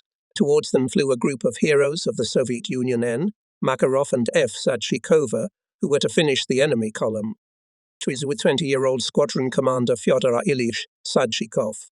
I got acquainted at the time when our division was fighting with the slippers of the enemy, tearing from Tilsit to Shawiya in Mitaiva, landing at Barinachai airfield, where the regiment of hero of the Soviet Union Lieutenant Colonel V.V.G. Bolotov was based. I saw a group of pilots on the edge of the forest. Gathered at one of the airplanes, they listened attentively to a short captain with a tablet in his hand. He was giving the last instructions before the flight. Noticing me, the officer reported that his squadron in 15 minutes goes into battle. Fyodor Sadchikov fixed his black hair and smiled with his brown eyes, over which rose thick eyebrows. We are fellow countrymen, Comrade Colonel, Voronezh citizens. In my memory, I remembered the pictures of tense everyday life at the airfield near Voronezh. I remembered my first combat sortie on IL-2, Karpov's machine, riddled with bullets and shell splinters, who had flown at Orel. For lack of time to talk in detail with Fyodor Sadchikov failed. "We have to go, Comrade Colonel," said the captain. "Permission?" "So long." 10 attack aircraft cut down on the start and one by one rose into the sky. A few minutes later, in the starting radio receiver, heard Sadchikova's voice. "Attention, on the left, 5 kilometers away, a column of enemy tanks." During this sortie, the squadron commander and pilots Guliev and Platonov destroyed 1 enemy tank each. The regiment made a total of 100 assaults during the day, causing the enemy much damage to manpower and equipment. In the evening, together with the regiment commander, I again came to the squadron F.I. Sadchikova. "Well, hero, what will please you? How did your eagles fight?" The captain gave me a decrypted film, and I clearly saw on it 21 burning enemy tanks, 12 broken artillery pieces, 5 large fires, eyes. Then the captain reported that for 6 sorties, the squadron dropped 14,000, 160 anti-tank and 128 high-explosive bombs, fired 472 rockets at the enemy, expended 180,000 23mm cannon shells and 898,500 rounds of ammunition, conducted 2 air battles, during which the gunners shot down 1 Fe-190. At night, we received a telegram. The commander of the front troops, Army General I.X. Bagramayan, thanked the aviators for their excellent actions against enemy tanks. Among the soldiers of the Red Army, who took part in the liberation of the Soviet Baltic, there were many officers, sergeants and soldiers of local nationalities, Latvians, Estonians, Lithuanians. They fiercely fought with the enemy, spared neither blood nor life, liberating their native places from the power of the hated invaders. The inhabitants of towns and villages, old men, women and children, joyfully met their liberators. Many of them fought with Hitlerites as partisans, helped us in every way they could. In this connection, I would like to tell about one of the patriots, Alexander Yukumovich, Junior Lieutenant Victor Rybyanets, performed a combat mission in the Riga-Libava area. His attack aircraft came under fire of enemy anti-aircraft artillery. The machine caught fire. The pilot had no time to jump out with a parachute. The altitude was too low. Rybyanets decided to land the plane in a small clearing behind the forest. He landed. Hitlerites detected the place of landing and organized a raid. Victor heard the barking of dogs. Close machine gun bursts. He remembered that during the landing he saw a farm nearby and ran to the nearest house. An old Latvian man was standing behind the palisade fence. He silently pointed the pilot to a wooden hatch near the bar. Rybyanets took refuge in the cellar and sat there until late at night. Then the owner came for the pilot and invited him to dinner. They got acquainted, discussed the situation. "You will be here until our men come," said Alexander Yukumovich. "Don't be afraid, everything will be all right." 22 days AY. Rund hid the Soviet pilot. Hitlerites came to the farm 3 times. They threatened the old man that if they found a Bolshevik here, they would shoot both of them. Rund proved to them that nobody lives here except a foolish laborer. The Germans believed him and did not visit for a long time. The last time they came was when there was neither farmer nor laborer on the farm. Alexander Yukumovich led Rybyanets through the front line by secret paths. No one was expecting Victor's return. They thought he was dead. We sent airplanes to search for him. Nikolai Osipov was the last to search. "Shaved the entire forest, Comrade Colonel," he reported to me, but Rybyanets did not find. In the list against the surname of Viktor Rybyanets, there was a record, missing in action. That day his friend Nikolai Milosechkin wrote in his diary, "We didn't have time to paint a picture of him." The pilot was referring to the assault on a tank column near the town of Sioliai. "I was in charge of this flight and heard the air gunner Chernomorov reporting from the ground. Humpbacks. The air is calm. Make one more approach." 4, led by Milosechkin, again went on the attack. One of the Tigers bristled with machine gun fire. Its turret flashed brightly. At that moment, a wide streak of sparks separated from Vitya Rybyanets' Sturmovik. The fired rocket shell pierced through the Krupp armor, and the tank went up in flames. Yes, Viktor Rybyanets was a brave pilot, and suddenly to lose such a fighter. It was a cloudy September day. After the inspection of the equipment division, engineer Titov and I were going to fly to the airfield of another regiment. We went to the airplane. Quite unexpectedly, a slender, thin man appeared in front of me. "Martin Junior Lieutenant Rybyanets," he said. I embraced Victor like a native son. He told me about Alexander Yukumovich Runda, about the fact that all Latvian people were waiting impatiently for their liberation. And our armies were in a hurry, knocking Hitlerites out of towns and villages, cleansing the land of Baltic from the filth of fascism. The enemy persisted, resisted fiercely, and in some parts of the front concentrated quite strong groups and went on a counter-offensive. The battles, as a rule, were fierce. The main efforts of the troops of the First Baltic Front were directed on mastering the city of Jelgava, a major communications hub connecting the Baltic with East Prussia. Hitlerites concentrated here large forces. They counted on a long defense. In the area of Jelgava pulled a lot of aviation, especially fighter aviation. In this connection, regiments of the 335th Air Assault Division were relocated to the forward airfields. 6th Guards in Povatici, 683rd, near Sioliai, 826th, in a forest clearing near Benorishe. Having gathered regimental commanders K.P. Zaklipa, V.G. Bolotov, V.N.V. Bakov and their deputies on political part, the staff of the unit and the political department familiarized them with the situation on our section of the front, explained the upcoming combat tasks. Ensuring the success of the offensive operation depended largely on the tactically competent development of assault strikes, on the comprehensive training of flight and technical staff, its ideological level discipline. Needless to say, during that period some aviators began to overestimate their combat experience and military skill, reduced the demanding attitude to themselves, weakened vigilance. All the same, they said, under any conditions, the enemy will not resist the power of Soviet weapons, and its defeat is inevitable. We waged a decisive struggle against such a complacent mood. As an example showing the cunning and guile of the enemy, we cited the case of the death of the deputy commander of the squadron, Senior Lieutenant Sologub. In the area of Prekul, the enemy, seeking to expand the bridgehead, threw several dozen tanks into the attack. They were supported by artillery. Attack aircrafts rushed to the aid of our ground units. Senior Lieutenant V. Sologub led the first 6. When approaching the target, the pilots saw well how the shells were bursting in the location of our infantry. For the motherland, shouted Solog, and 6 Fluv bombarded the enemy. 2 tanks burst into flames like matchboxes. Encouraged by the success, Sologab and his wingmen made a second run and suppressed the artillery fire. The attacks were repeated again and again. Many pilots, including the group commander, ran out of ammunition, and suddenly 12 German fighters came out of the clouds. Only the radio gunners could fight them. They still had ammunition in their belts. However, the battle had to be fought in far from equal and not favorable conditions for the attackers.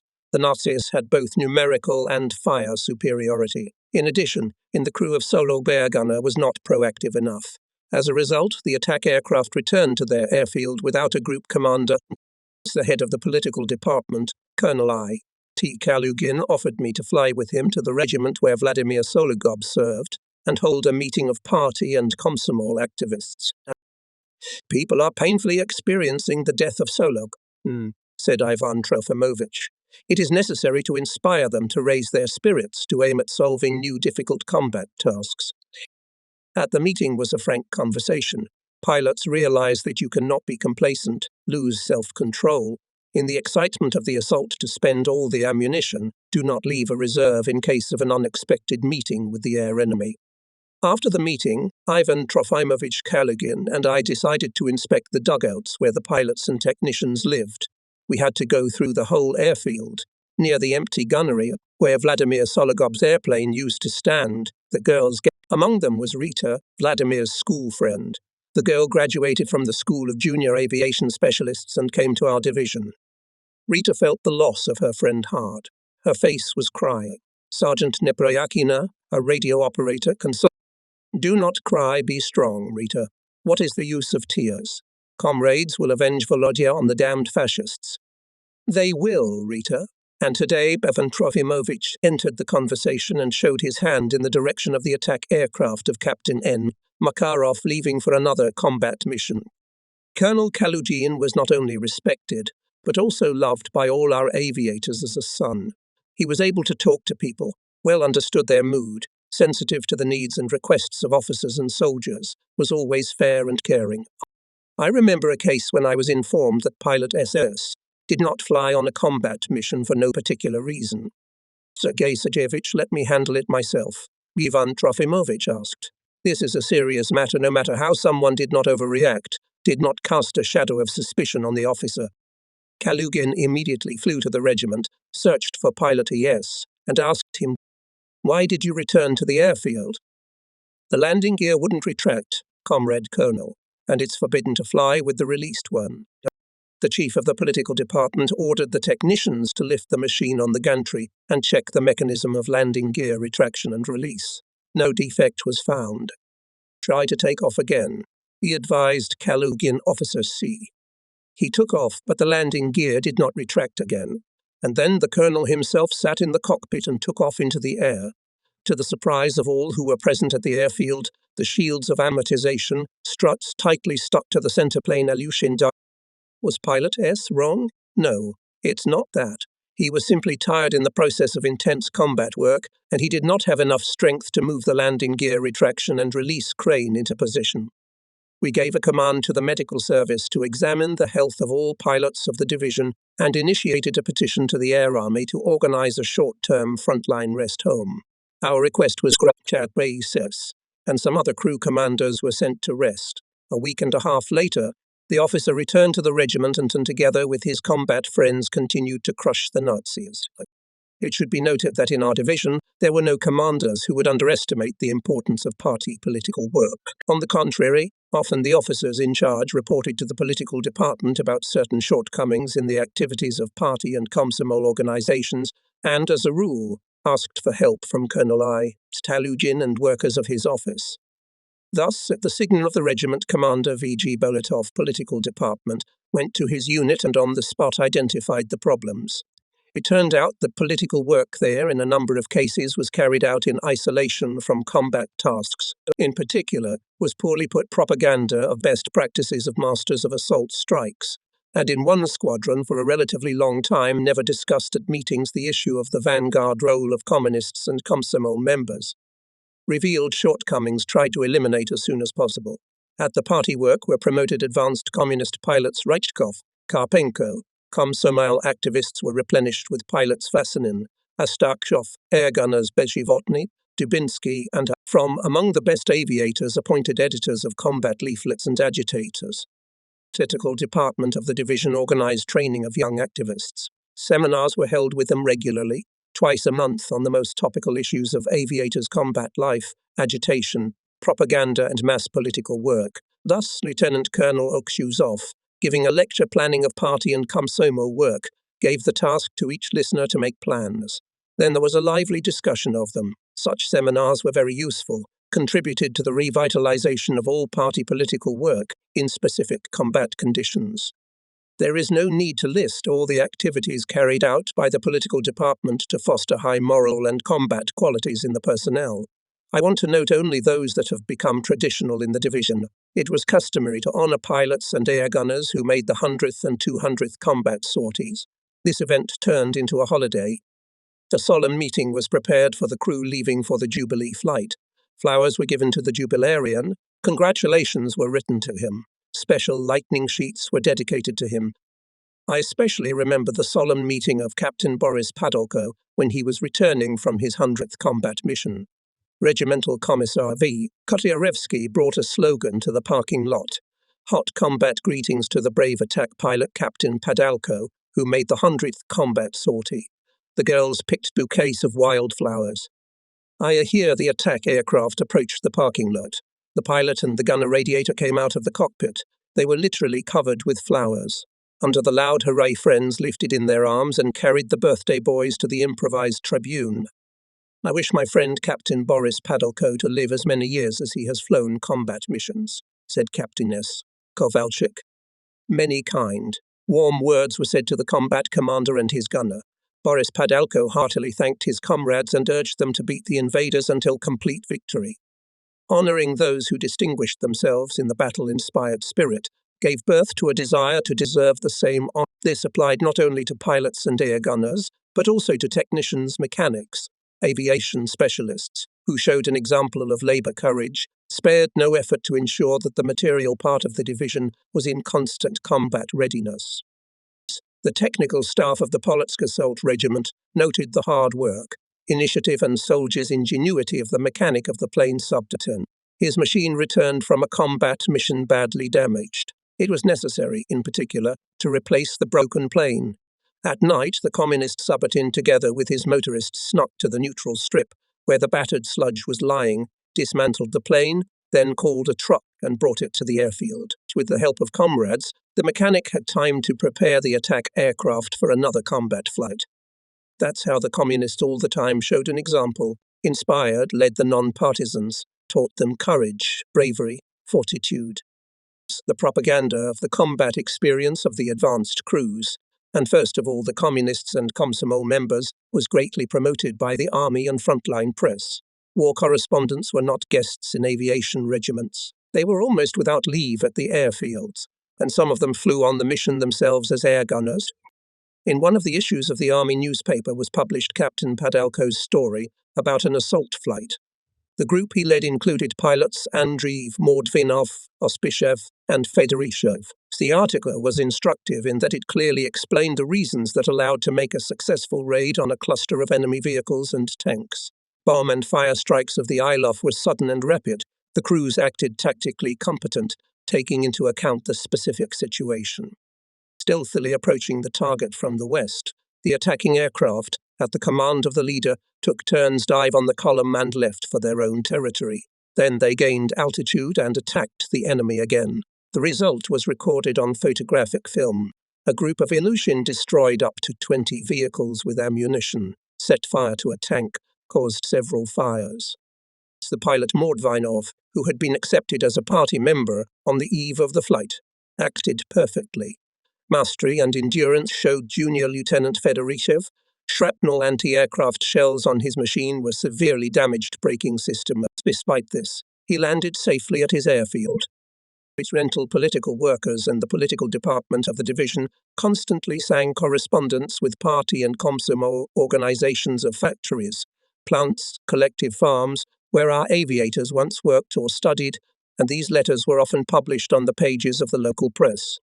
We had a good connection with the newspaper of the Yaroslavl region, Severny Raboshi. This was due to the fact that in the 6th Guards Regiment Fort Yaroslavl pilots Afanasyev, Solovyev, Shaykov, Burov, Detonin, Gurov, brothers Smirnovs, Anatoly and George, aircraft technician Nikolai Vorobyov, who served more than 220 combat sorties, and other specialists.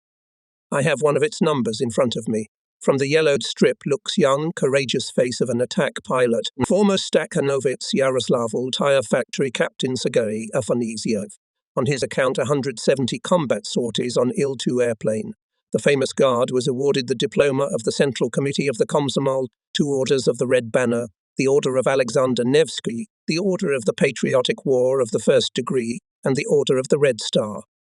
A lot of winged defenders of the sky, savvy and hard-working people, knowledgeable in aviation technology, gave the motherland the land of Yaroslavl. And when the whole world heard about the unparalleled feat of Valentina Tereshkova, the first woman, the conqueror of space depths, I remembered again and again the Yaroslavl guardsmen who fought the hated enemy as part of the 335th Air Assault Division. Sergei Ivanovich Afanasyev was one of the most courageous in the family of airfighters. He did not live to see the bright victory day over Nazi Germany. He made his last flight on New Year's Eve, 1945. Sergei went on a mission in pair with Lieutenant Mushchenkin. Over Saldus, they got into the zone of anti-aircraft fire. One of the shells cut short the life of the wingman. Afanasyev repaid the Hitlerites for the death of his friend by suppressing several guns and destroying their calculations. But the hero himself died a brave death. His machine was shot down during the attack of the 2nd, camouflaged anti-aircraft battery of the enemy. Severny Raboshi and many other newspapers published correspondence, sketches, essays about their heroes' landers. These materials sent to the division were always widely propagandized. We held talks and political briefings on them, organized radio broadcasts and decorated stands.